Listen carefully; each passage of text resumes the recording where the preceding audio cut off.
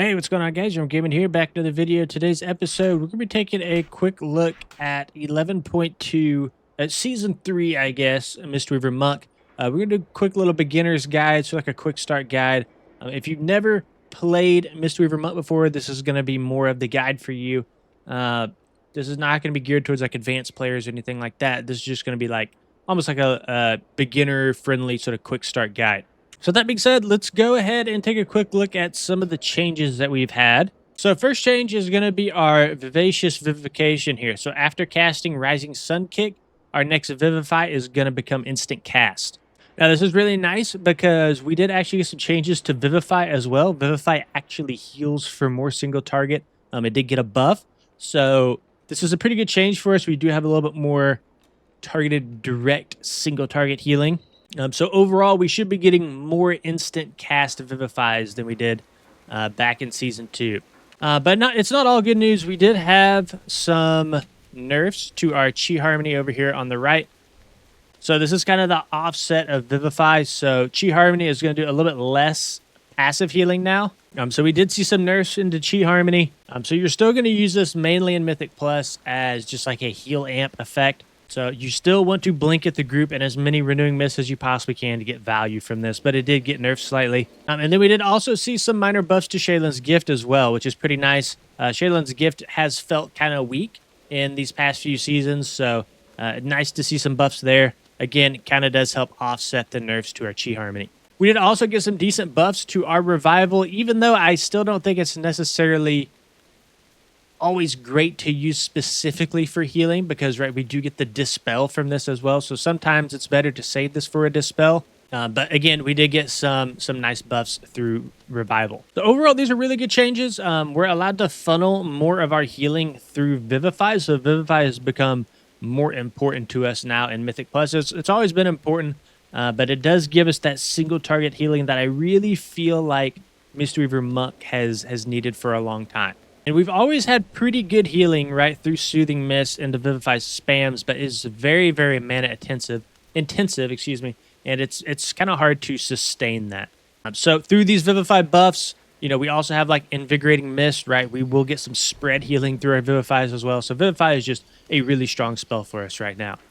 Okay, so if you're new to Mistweaver, probably all that made no sense. So we'll kind of go over some of the basics, and then you can kind of go back and watch that if you want. Just to kind of refresh on everything. So let's talk about Renewing Mist. So Renewing Mist is going to be like your bread and butter, and essentially this is a dot that you're going to throw out, or a hot, excuse me, and it is going to tick down and it is going to passively heal.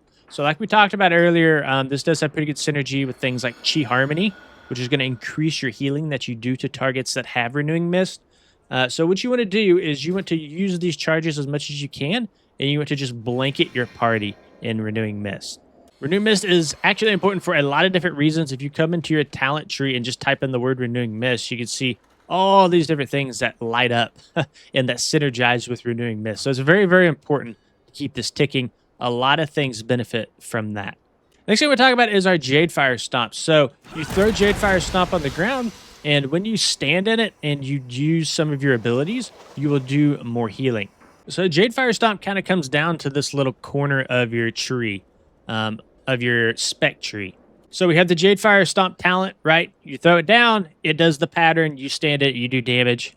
So directly below that is going to be Awaken Jadefire, excuse me. So your abilities reset Jadefire Stomp 100% more often.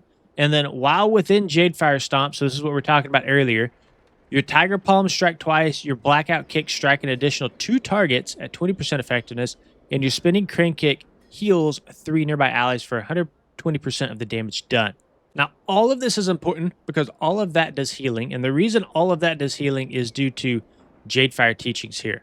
So after casting Jadefire Stomp or Thunder Focus Tea, so we have multiple ways, right, that we can activate Jadefire teachings, Ancient Teaching transfers an additional 215% damage to healing for 15 seconds.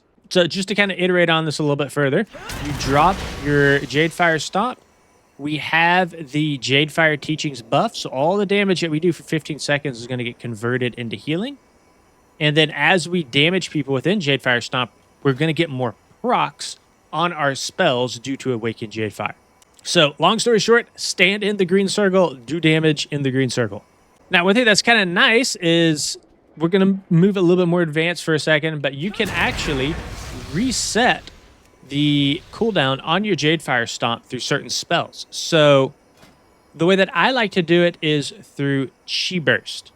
So Chi Burst is on a 30-second cooldown, and if we just read it out here, hurls a torrent of Chi energy, hitting a whole bunch of enemies, and healing allies. So the reason that this is so good for resetting your Jadefire Stomp is because we have to go actually back to awaken Jadefire. So your abilities reset Jadefire Stomp 100% more often. So when you cast a Chi Burst, it is damaging 5 targets and it's healing 5 targets.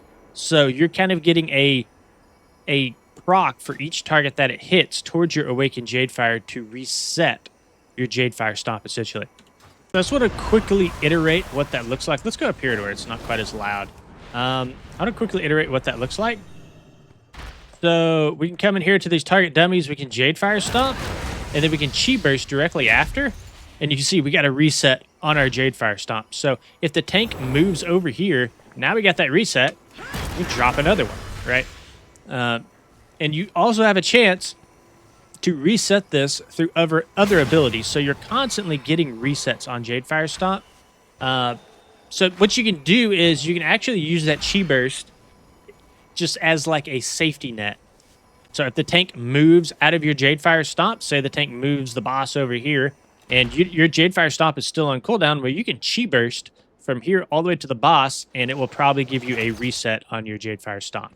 So that was a whole spill. I probably went into too much detail on that, but just a little trick there. Let's go ahead and go into Spinning Crane Kick. So Spinning Crane Kick is going to be like an AoE ability. It's going to be your AoE damage ability, and we typically use this up to a certain target count. So please correct me if I'm wrong, but I believe that you will use Spinning Crane Kick on 4+ targets, and then anything under 4 targets, you're actually going to be using Rising Sun Kick and your Blackout Kicks. So nothing too crazy to know about Spinning Crane Kick, right? Just drop your Jadefire Stomp and then use it at 4+ targets. And then anything less than that will go into Rising Sun Kicks and Blackout Kicks. So let's kind of go into a little bit more of your core rotation here. So we have Rising Sun Kick and we have Blackout Kick. So I'm going to talk about both of those really quick. So let's go into Rising Sun Kick.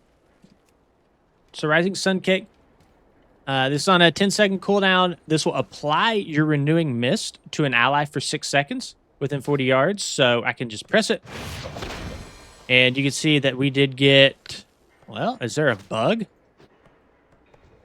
We didn't get our Renewing Mist. Let me try this again. Uh-oh, we found a bug, I think. Okay, well, moving on from that, it should apply Renewing Mist, but Rising Sun Kick is going to be one of your core abilities that you're trying to reset, and you can reset this with your Blackout Kick. So Rising Sun Kick does a bunch of single target damage. It does a bunch of spread healing as well, and you want to try to prioritize. Whenever this is up, you want to be pressing it.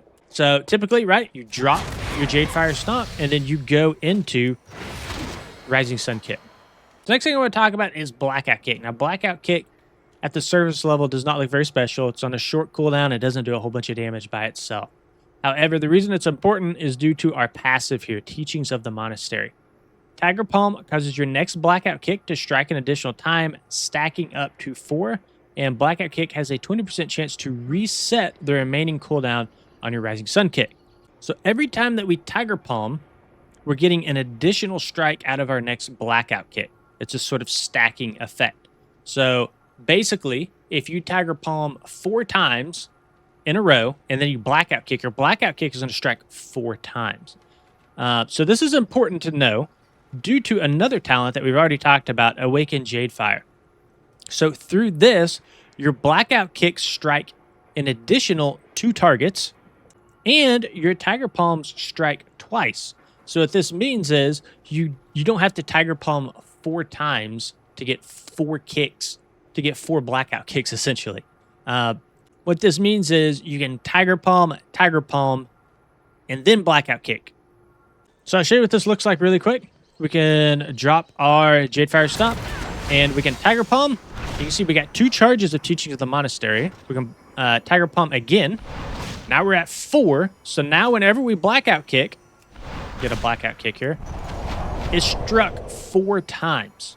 And then not only that, if there's more mobs around here, those additional mobs get cleaved with AoE damage as well, resulting in more AoE healing. And again, your blackout kick cleaves due to Awakened Jadefire. So a very, very important talent here. Okay, so sort of the base combo that you're going to be doing is you're going to be going Jadefire Stomp, Rising Sun Kick, Tiger Palm, Blackout Kick. So we'll take a look at that. Jadefire Stomp, Rising Sun Kick, Tiger Palm, Blackout Kick. And you can see we got a reset on our Rising Sun Kick. Now, you don't always get the reset on the Rising Sun Kick. So if you don't get the reset, then you just go into more Tiger Palms. So just kind of keep that in mind. You will not always get a Rising Sun Kick reset. But if you do, then you just go back into it. Jadefire Stomp, Rising Sun Kick, Tiger Palm, Blackout Kick. So that right there is kind of the base core of Mistweaver Monk without getting into cooldowns and all the other fancy stuff. There are a couple other things as well that I do want to cover before we kind of end the video. We also have our Vivify and our Enveloping Mist. So Enveloping Mist is really powerful. It's a very powerful heal over time effect, and it is okay to hard cast it. So it's a 1.5 second cast, and you cast it, you put it on a target, and you can see all this healing that I'm getting by having this on myself. Now, this is another thing I want to talk about with Enveloping Mist, because this has a similar play style to our Renewing Mist. We want to blanket the group in our Enveloping Mist, same way as our Renewing Mist, and we can actually extend the duration on Enveloping Mist with our Rising Sun Kick. So, really what you're looking to do is get out your Renewing Mists, get out a couple Enveloping Mists, and then extend the duration on those. You can see every time that I Rising Sun Kick, I get extended duration on these hots. So before a whole bunch of damage is about to come out, go ahead and prep your group with some Enveloping Mist and some Renewing Mist, and then go into that sort of base core rotation. Now, you're not going to be able to blanket the entire group in Enveloping Mist, so typically you want to single out a couple people to put Enveloping Mist on, because it's got a really long cast time. So it's kind of hard to get too many of these out, but we do have some ways that we can kind of cheese this. We do have our Thunder Focus T, and that can make your next Enveloping Mist a instant cast, essentially. So let's take a look at Thunder Focus T, and how do you... I want to at least go over Thunder Focus T and Crackling Jade Lightning before we end the video here. So Thunder Focus T, you can kind of use this to buff some of your other spells, like Enveloping Mist. You can get that instant cast. But really the main way to use Thunder Focus T is going to be through something called a Jade Empowerment, which is new to Mistweaver for the past few seasons. And this is going to make your Crackling Jade Lightning do a ton of damage and a ton of healing if you're standing in your Jadefire Stomp. So this is actually a really good emergency heal button. And it's very important to know how this works. That's the thing that's kind of weird about Mistweaver, is they have very specific combos that you kind of have to know beforehand. So I want to try to cover as many of those as I can here. So the way this is going to work is we'll go up to our dummy here. We'll cast our Jadefire Stomp. We will... Whoops. Let's restart. We'll Jadefire Stomp. We'll go into a Thunder Focus T, and then we'll go into a Crackling Jade Lightning. And that's going to do a bunch of damage to all the enemies standing here, and it will do a bunch of healing to your allies. So what you want to do is follow up every Thunder Focus T with a Crackling Jade Lightning, and then after that, we still retain the bonus effects from Thunder Focus T. So you can follow that up with an Enveloping Mist, an instant cast Enveloping Mist. You can follow that up with an extended duration Renewing Mist. It's up to you. So we have one other thing that I want to show you guys here. So you'll notice I have a new little bar here, and this is a weak aura that you'll need. It's called a Vitality Tracker. If you just go to Google, I'll try to leave a link in the description. It's called Aspect of Harmony Vitality Tracker. And probably the first link on Google, click it and import that into your weak aura, or into your weak aura's platform. If you don't know how to do that, you just press import and you copy and paste the string. But once you get that set up, we have this Vitality Tracker. And what you're trying to do is you're trying to fill the bar, and then you're trying to spin the bars, or deplete the bar, I guess. And this is another thing that is controlled by your Thunder Focus T. So your Thunder Focus T is very, very important to understand how it works, because your Thunder Focus Tea will deplete this bar, and you can use this as emergency healing or damage. And this is really one of the main reasons that Mistweaver was so broken in terms of damage last season, season 2, is because this did so much damage if you knew how to play around it. So what you want to do is you want to go out and you want to do damage to targets, right? And as you do damage to targets, you'll notice my bar fills. So you do not want to use any of this vitality until that bar is completely filled. So this will fill much faster in a Mythic Plus environment where there's a bunch of mobs, where there's a bunch of people to heal. But once the bar fills all the way, then that's when you want to Thunder Focus Tea, and that's when you want to use your Crackling Jade Lightning. And the way that works is as that bar depletes, you kind of saw it was depleting there earlier. As that bar depletes, your spells are going to do a 40% more damage and healing. So it's very important to use that bar with a cooldown, with a trinket, something like that. That's where you're going to get more value out of your spells. So, for example, let's just show you one more time here. Just build it up a little. Just a little bit more here. Okay, so as this bar starts to go down, so it's going down, that's when I want to use my Crackling Jade Light.